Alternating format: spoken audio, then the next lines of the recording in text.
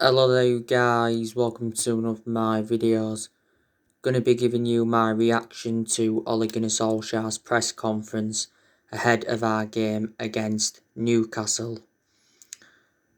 So he has given us an update on Paul Pogba, Phil Jones, Edison Cavani and Donny van der Beek. He also mentioned Marcus Rashford during the press conference, and Dean Henderson was also mentioned. I think he was asked if Dean Henderson's going to get a chance in goal against Newcastle. And Solskjaer was asked for his view on the Premier League title race. So we'll go through the questions now and I'll give you all his responses to them. So this was the first question that was asked to him. You talk about having the X Factor magic. How do you make sure you bottle that and use it game by game rather than just spark for 10 minutes? So all his response to that was, every game creates opportunities, it creates problems. Teams give you spaces and it's just a natural thing because the pitch is as big as it is. They have 11 players on each team and some teams give you space behind, some give you it in between. Sometimes teams try to press high or press low. We have to learn to adapt to every single game. It's about learning from every game. So in the last Premier League game, for example, West Brom defended deep and it wasn't good enough from us. We knew about the spaces on Thursday, so we have to play the game correctly. And it's also about quality when you create chances to take.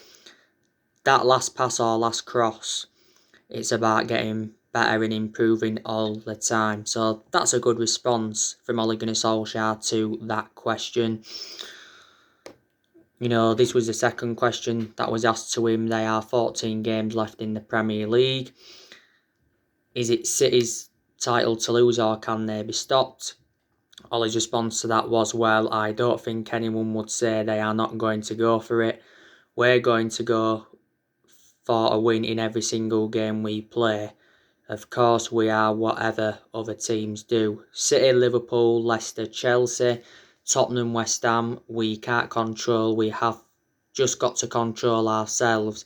We are in position. We are second, and of course, the ambition then is not to end any lower than that.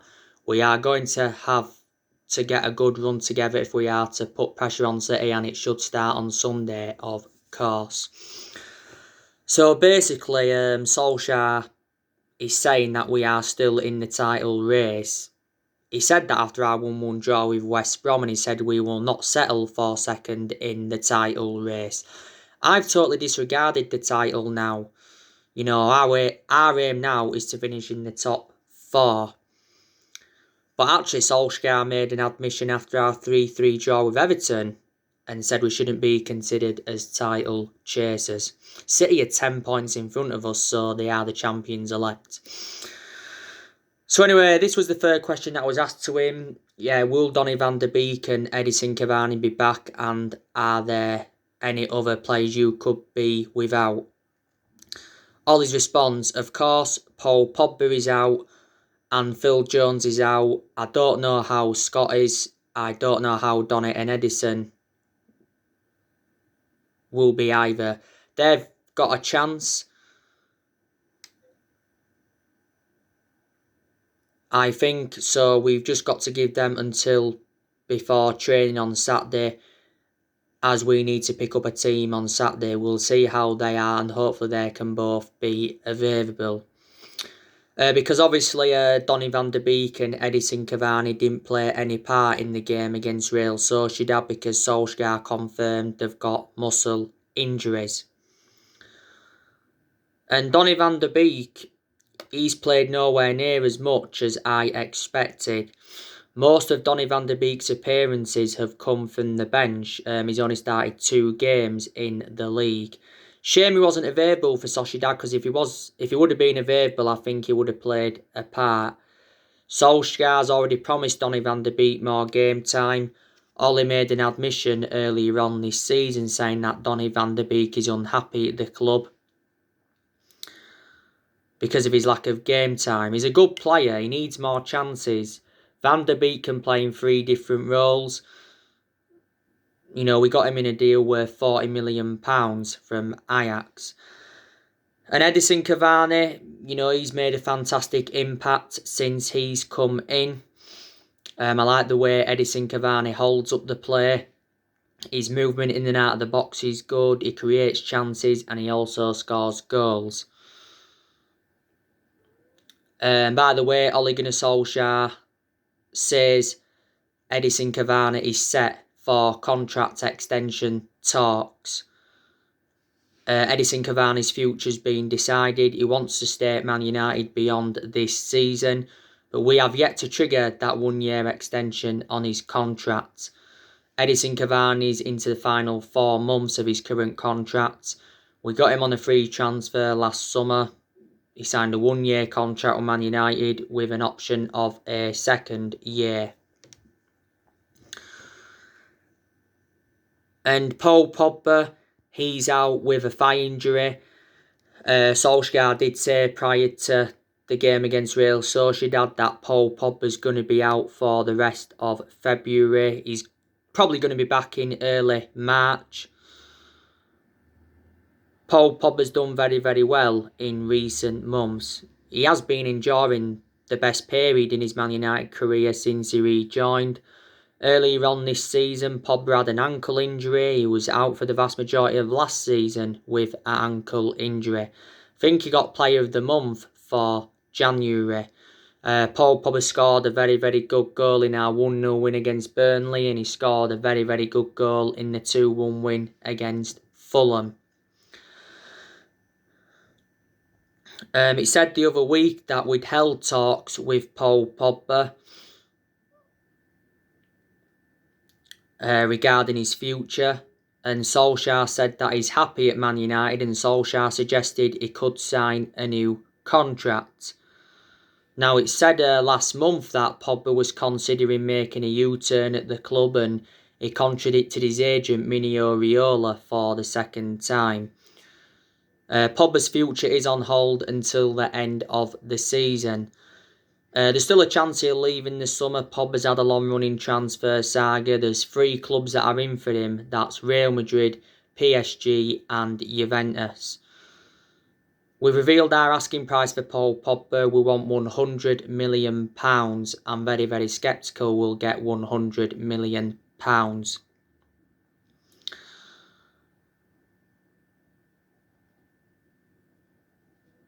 Mino Raiola is desperate to get his client out of the football club this summer.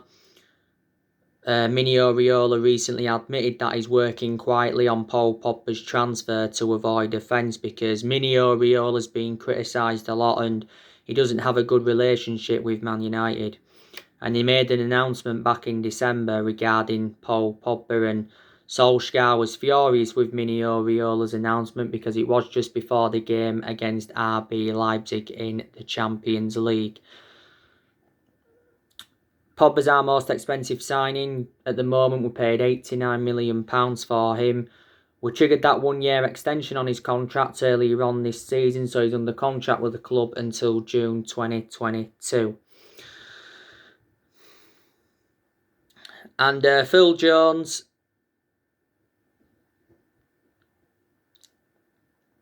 he doesn't get in our team. You know, Phil Jones has been out of injury now for over a year. I'm actually surprised Phil Jones didn't leave the club in the January transfer window, but Solskjaer came out and said that Phil Jones is going to be given a 2nd chance. This is Jones' 10th season at the football club, so he's been a long-serving player. He's the only outfield player that's still here since the Sir Alex Ferguson era. So anyway, that's the news on that. This was the next question that was asked to Wally. Marcus missed a couple of chances before his goal. Is it just instinctive finishing that stops him from being a complete player? So Ollie's response to that was he's getting better and better, closer and closer. He's improving all the time. The chances he gets because of his athleticism and movement. He was strong to hold him off for the first one, but the goalkeeper came close to him, and that was a hardish one. The second one, the goalkeeper comes out, and that's another one we're working on. We had lots of practice on that yesterday, actually. He's improving, and of course I can see we are still working. He knows what we want him to improve on, and the goal was a good example of composure and technical quality.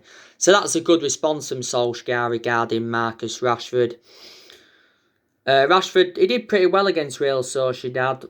Like I said, he got a goal and he also got an assist, but he wasted a few chances, so he should have had more than one goal. Against Real Sociedad, Rashford started centrally, but like I've said time and time again, I think Marcus Rashford is more effective out wide on the left. You know, Rashford's endured some bad periods as a Man United player. And I think at some point he does need a rest because he's played so many games for the club. You know, Rashford's been a United player since the age of 7 and he's been in our senior squad since 2016.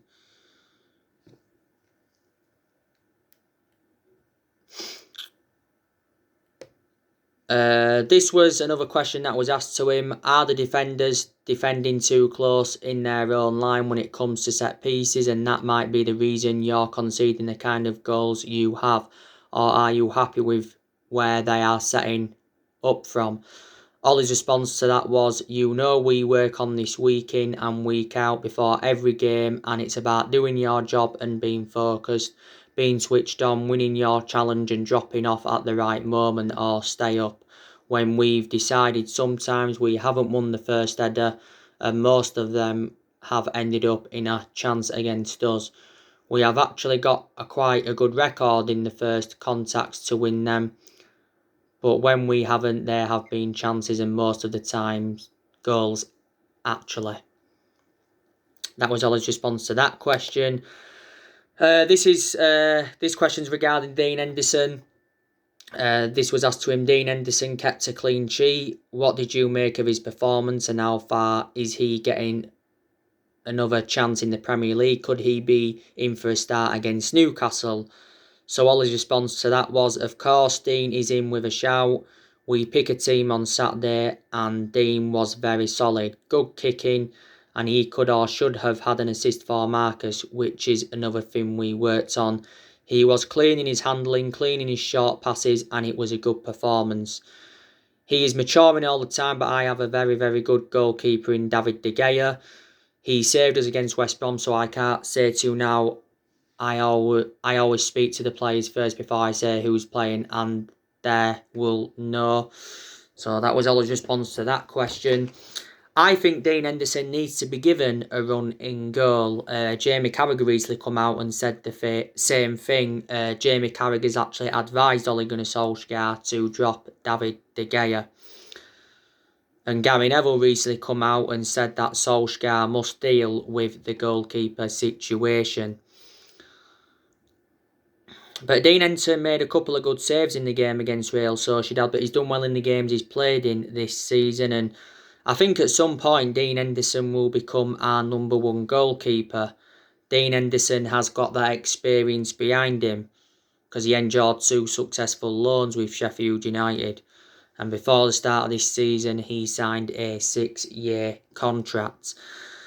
But yes, Solskjaer admitted not so long ago that it's becoming more and more difficult to leave Dean Henderson out of the side. But David De Gea will remain our number one for at least this season. Yes, David De Gea did well in the West Brom game, but he got criticised after our 3-3 draw with Everton because David De Gea made 2 mistakes in that one. Effectively, he cost us that game. You know, he's made calamitous mistakes now in the last couple of years as De Gea. This is why he's become a liability. This is his 10th season at Manchester United, so he has been a long servant. It probably will be De Gea in that against Newcastle. Anyway, this was the last question that was asked to Wally. What's the situation with Edison Cavani? Will he be extending his contract at the end of the season? I mentioned that earlier on, so Ollie's response to that was I can only say Edison has done well. I've been impressed by him. He's really gelled in the group, and we'll sit down and speak with him in the near future to see his plans and ours.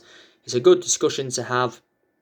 We always speak to the players, and with the contract situation at the moment, we're very pleased with what he's done. That was all his response to that. So yeah, that was the last question, and that was everything that was mentioned during the press conference.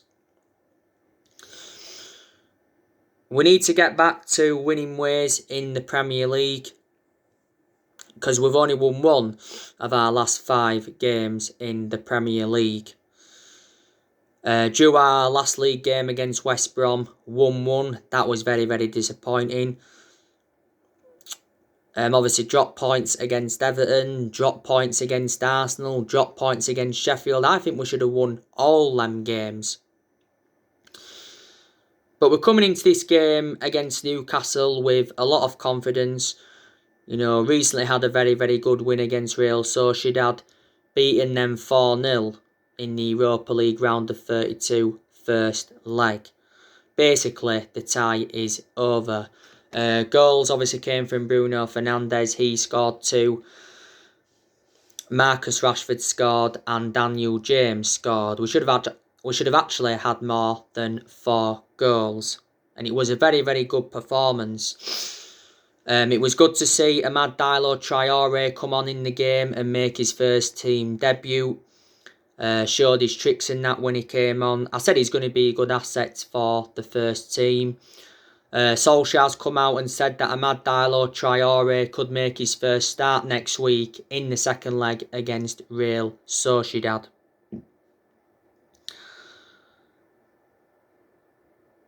Newcastle, they're a very, very poor team. They are sitting 17th in the Premier League, so they are facing a relegation battle.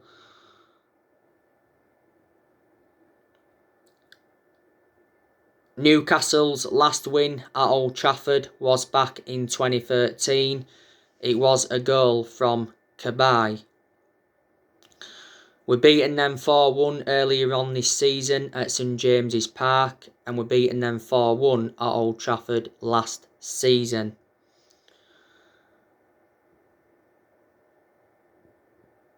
Their current manager is Steve Bruce. Steve Bruce has been Newcastle manager since July 2019. So he's been Newcastle manager now like 19 months. To be honest with you, I'm surprised Steve Bruce is still there, because he's a very, very bad manager. Before, Newcastle had Rafa Benitez. To be honest with you, I think Newcastle should have stuck with Rafa Benitez. He's a good manager, but actually Rafa Benitez resigned. Steve Bruce has brought a few players in at Newcastle. Obviously, he brought Callum Wilson in. He's out with injury. He's one of Newcastle's key players, so he's going to be a miss for them. He brought Ryan Fraser in. He's a good player. Brought Jamal Lewis in. Brought Jeff Henrick in. And brought Joseph Wilcock in. And I think he also brought a goalkeeper in. You know, they have got some good players of Newcastle. You know, they've got that Maximin, who I do like a lot. They've got Dwight Gale. They've got Joelinton. They've got Andy Carroll. They've got Sean Longstaff and Matty Longstaff. They've got Paul Dummett. They've got Matt Ritchie. They've got John Joe Shelby.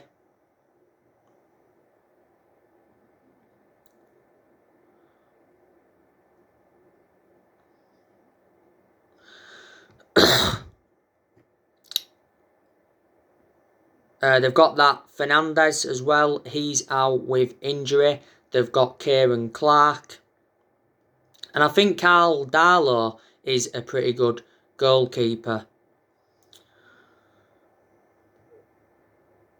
Cabaye was good when he was at Newcastle. You know, Newcastle let him go.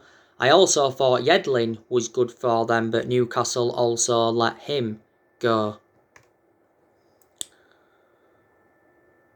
But I think in this game against Newcastle, Solskjaer will make changes from the 4-0 win against Real Sociedad.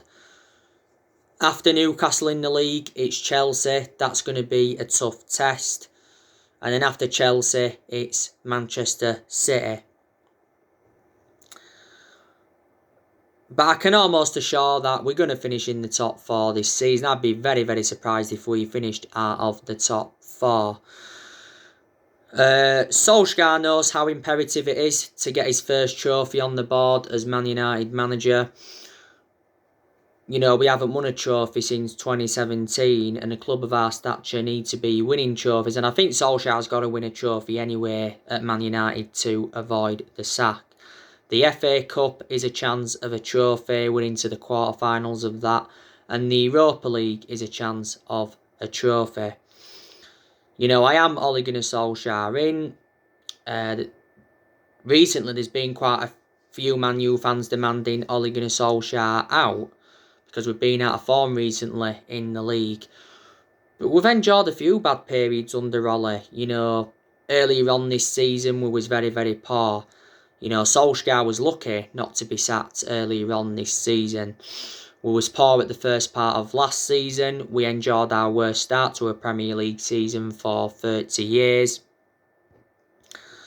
But our board have got a soft stance on Ole, you know, with him being a club legend. Disregarding him being a club legend, you know, our board would be a lot more ruthless on him. But Solskjaer has been criticised a lot as Manchester United manager. This is his 3rd season and his 2nd full season. He's going to be given at least another season at the football club, but I'm not sure if he is the long-term manager. Solskjaer recently admitted that he's still waiting to open talks over a new contract.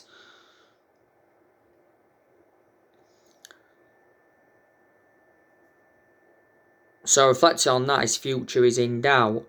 But he said the other week, we will begin contract talks with Ole Gunnar Solskjaer at the end of the season. He says we could offer him a new 2-year deal on one condition, that's if we qualify for the Champions League and keep pushing for the title. Solskjaer's into the final 18 months of his current contract, but I think he does deserve a new contract reflecting on the progress he's made. Because there has been some games where Solskjaer's got the best out of the team.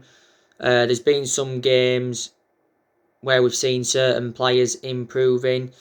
We've got a very, very good away record in the Premier League. We haven't lost away from home in the Premier League for over a year. We're unbeaten in our last 9 away games in all competitions. We've won a few games at Old Trafford this season, but we've been far better away from home than we have been at home. All our defeats have come at Old Trafford this season.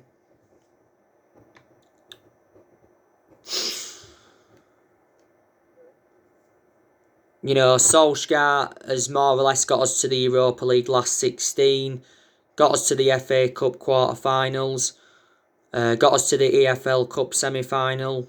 This season lost to Manchester City 2-0. Ole did well last season in his first full season at the club, guided us to 3 semi-finals, got us 3rd place, the second highest we've finished since Ferguson, and he got us qualification for the Champions League. We've also extended a lot of players' contracts since Solskjaer came in.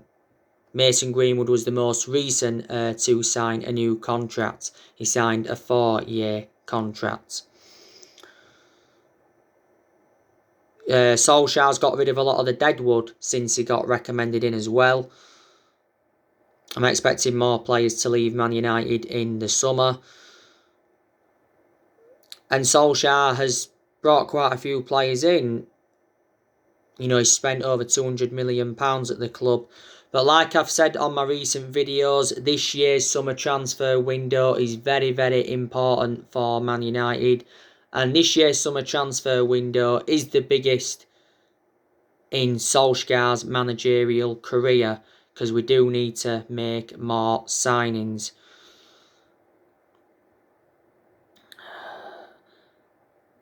Solskjaer wants 3 signings in the summer transfer window.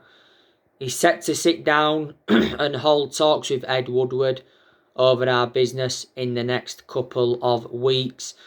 Solskjaer has said he wants a forward, he wants a right winger, and he wants a centre-half. It said the other week that we are prepared to smash our transfer record in the summer, and Woodward's set to hand Ole Gunnar Solskjaer a huge war chest to sign top players in all areas. But the board must back him in the summer transfer window.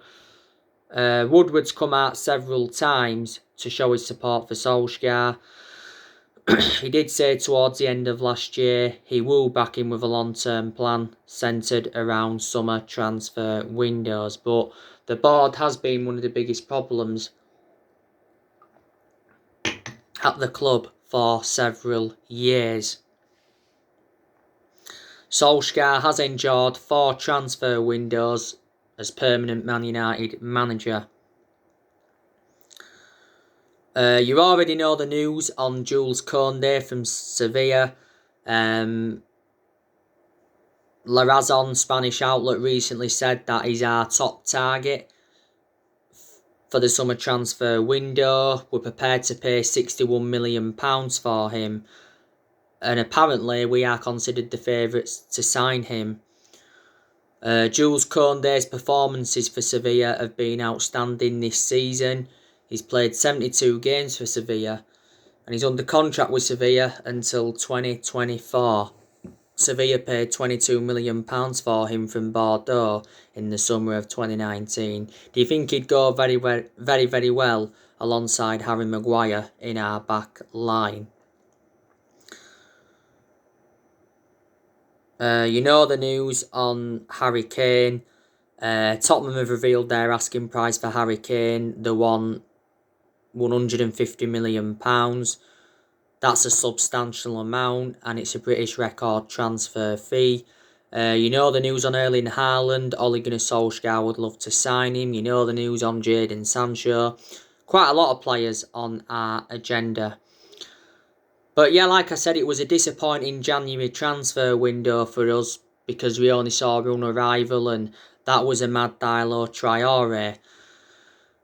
But Solskjaer did say a few times during the January transfer window that he wasn't expecting any signings. And during the January transfer window, we was focusing a lot more on the outgoings rather than the incomings.